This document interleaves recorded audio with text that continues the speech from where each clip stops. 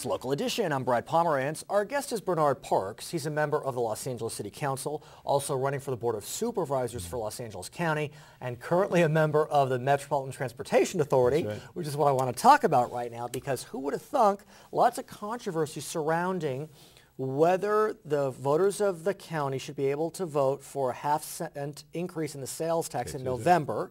It will be on the ballot, it appears. What's going on here? What's the controversy? Well, the controversy is very simple. It's just as, it's any time that there may be a pot of money, everybody's trying to, quote, get their fair share. What you have conflict with is that there are those who are saying if you are part of the tax base, you should get a representable share of the funds, so it should be somewhat dispersed equally. You also have a competition between bus riders and rail riders. So people are saying we want more money in buses because that's where the more indigent people are. And so those are the conflicts that are going on. What projects, the fact that a project may be located in a certain part of the city doesn't mean it doesn't help the whole county. And that's what's being lost. And that's part of the frustration I know many people are feeling right now, is that there's, people are making statements that the West Side doesn't need a line, the West Side users don't want a line, the West Side would rather not see those people come in. I don't perceive that as someone who's in the working press, that the West Side doesn't want a line. And the finger pointing is quite interesting. As a member of the MTA and the City Council, and potentially on the supervisorial boards representing part of the West Side, should you win, what's your view on this issue? My view is that if you go to the area of the airport, Mar Vista, Westchester, their big issue is bringing the Green Line into the airport. They also are interested in relieving traffic on Lincoln Boulevard. Hopefully one day a train coming from the Green Line and hook you to the Expo line. As you go on the Expo line, there is a probably 50-50 split as to what route the Expo line should take from Culver City. So that's tension. Then there are issues of the freeway or the subway to the sea on Wilshire Boulevard.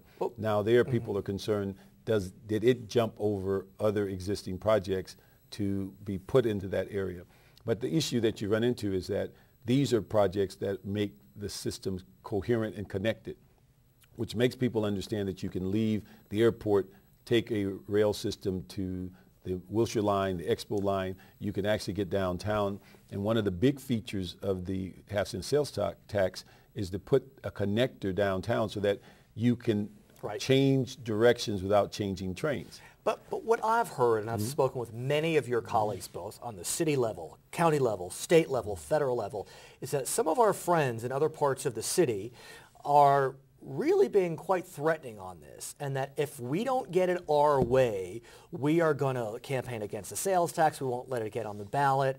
I mean, it's getting vicious out there. Well, I think the issue is, I think that's what happens when you're splitting up a pie. And I think people are trying to add their particular pet projects in. But I think what we find and what we try to convince our council members, a good part of that half-cent sales tax is an area called local return, which then allows you to do smaller projects that may not be on that list. The other issues everyone's pushing for is a commitment that what's listed on the list is actually going to get done.